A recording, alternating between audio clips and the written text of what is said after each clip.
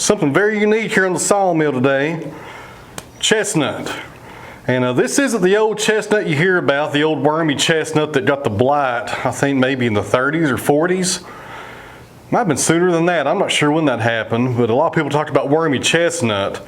Well, this is a chestnut, but it's not that species that you're thinking about. This is a Chinese chestnut. And to be honest with you, I had no idea what it was. A buddy of mine takes down trees on the side. He's a fireman, and he called me about a month or two ago and showed me a picture of this and said he thought he had a chestnut tree to take down. And I sent it to my buddy Danny down in Georgia. He immediately told me right off that was a Chinese chestnut. To be honest with you, I've never even heard of that before, so this is really a first one for me. But here we are about 2 months later after getting this log, and we're ready to saw it up. I still had the LT35 when he brought this log over to me, but I knew it had nowhere near the capacity I needed to get the full width slabs out of this thing. So this came from a small farm. I think it came from a small farm if I remember right. And this could possibly be a yard tree. So there's probably going to be some metal in it. I'll be really surprised if we don't hit some nails in it or something.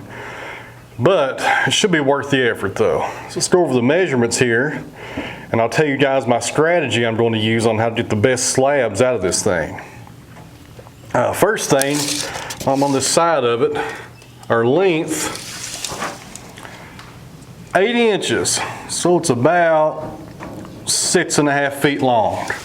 Now I got the crotch end facing me today so I can see this width right here and make sure the saw mast passes through here.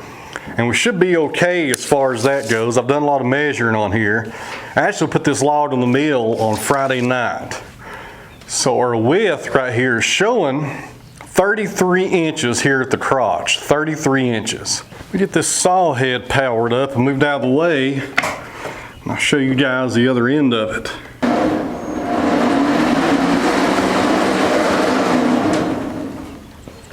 All right, here's the base of the tree. You can see the wedge here, or his face cut, where he cut this thing down. And our diameter down here, 27 inches. So we're in good shape down here as well on clearing the saw mast with the LT40 wide. It should be able to clear this really easily. This has got a very unique color to it as well. It really favors that caramel color that you get with wormy chestnut. And it also favors butternut just a little bit also, which is another form of walnut. And I'm expecting some really nice slabs out of this thing. Right here at the pith, the only issue I see is a little bit of rot right here around the pith. But we'll try to center all this into one slab so it's not going to affect more than one. But we've got some really nice growth rings in here. And they're really wide, which tells me this probably did come from a field and not a dense forest, or else the growth rings will be a lot tighter. But we should get some really nice slabs out of this. I'm really liking this color I see. And granted, it has a crotch on the other end of it, makes it even better. Get this blade tensioned up here and we'll be good to go. Around 300, or 3,000 rather, PSI. And I'm going to be using these 9-degree blades here today, and this is the only 9-degree blade that I have, and this is the one that came with the mill. Because there's a pretty good chance that there's going to be some metal hiding underneath the bark here. This probably came from a field or a fence line or who knows where. And the likelihood of having some nails underneath the bark are going to be pretty high today, and I'll be really surprised if we don't hit something. So hopefully if we hit any metal, it's going to be while the 9-degree blade is on there and not after I take it off and put our 7s on. And I was asked on a previous video whether or not I could use the same blades the 35 used on this 40 wide. I can use the same profile and the same thickness, but I have to use a different length. The 35 took a 158-inch long blade, and this blade is 170 inches, maybe 171, something like that. So it's a real big difference there in length compared from the 35 to the 40 wide. Put a little ATF here on the rails before we get going. This is automatic transmission fluid. That's what Wood-Mizer recommends to put on all the rails and the chains. A little quick thing here, guys, before we turn on this engine and get going. I'm going to be going pretty slow today on these first few cuts with the 9-degree blade. And the reason being, that blade's kind of dull. I've cut some timber with it already. And you don't want it making any kind of dives or anything on your cut. Because these are going to be really valuable slabs when they're air dried and kiln dried. And one thing I want is some nice flat level slabs to get the most money out of them. So this 9-degree blade, if I went really fast with it, it would have a tendency to probably take a dive on me. Here on these first two cuts, a lot slower than usual, just to make sure we get good flat reference faces to saw from.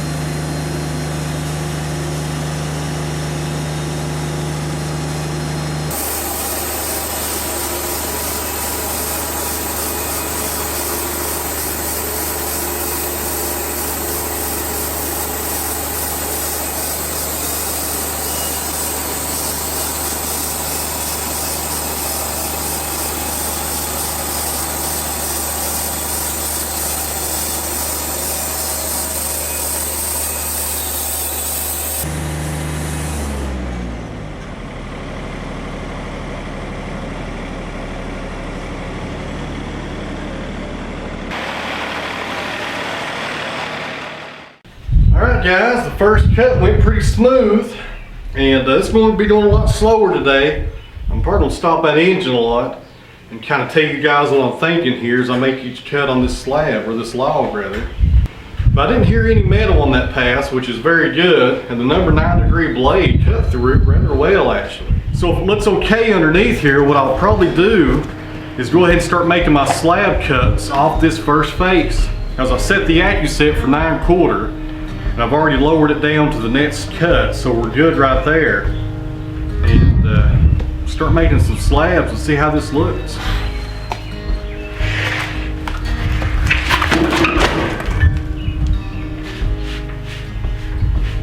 And as long as that 9-degree blade behaves itself and it's cutting all right, I'll probably just leave it on there.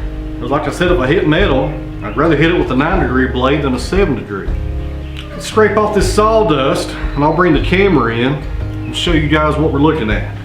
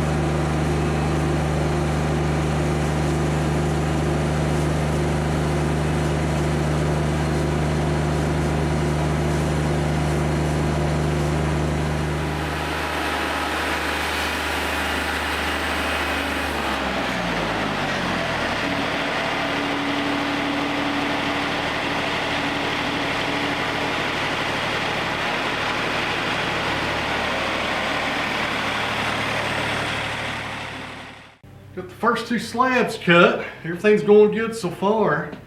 Those number 9s are actually sawing this really well, but I am going pretty slow though. That's probably part of the reason why. First slab, this is the bark side. We've already looked at it. Flip it over.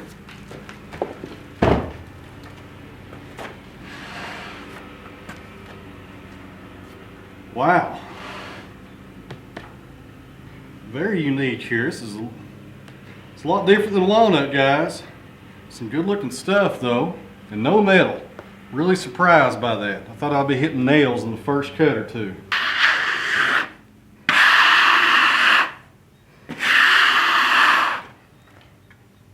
No defects either, no knots or nothing right here.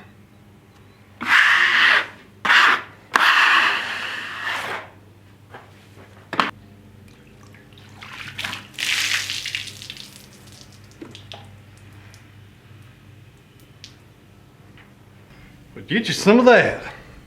Man, that is nice. I looked up some Chinese Chestnut on Google, and I saw some examples of slabs, but those don't look this nice. Man, that is fantastic right there. Spread this water out evenly on the slab. That water actually gets soaked up by the sawdust on the floor.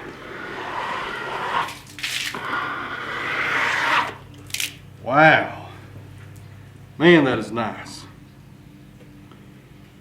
Knocking it out of the park today, guys. It's not black walnut, but we'll sure take it.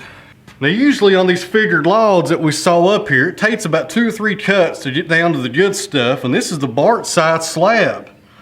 And check out that figure right there. That's where the crotch starts to form. I can only imagine what the rest of them is going to look like. That is amazing right there. I just did not expect to see this kind of figure in our first slab. That is super nice. You talk about some nice coffee tables here in about 8 months to the year after these things dry. And our width here on our first 9/4 slab, out to the bark, it's about 22 inches right there. Flares down to 20 inches down here toward the other end. It's got a little bit of a curve to it. A really nice piece. Very unique. Guys, here's the second slab.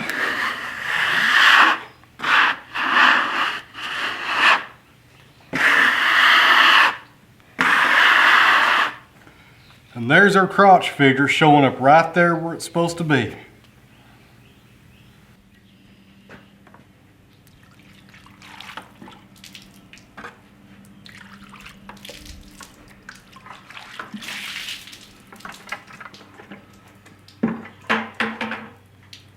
I believe this chestnut would give walnut a run for its money, guys.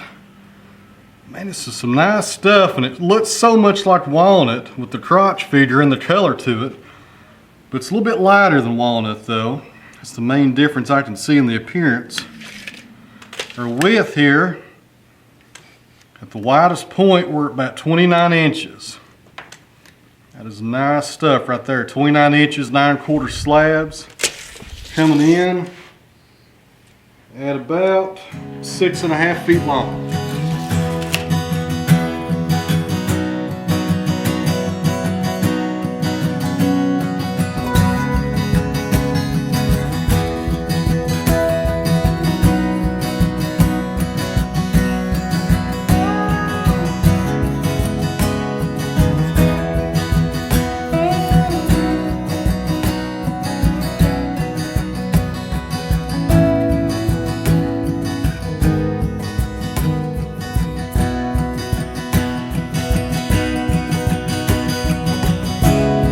Eternal land is spread like fire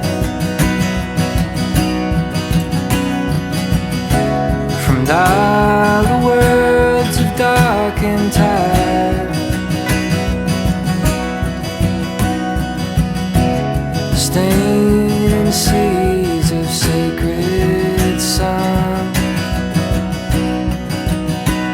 The time pine you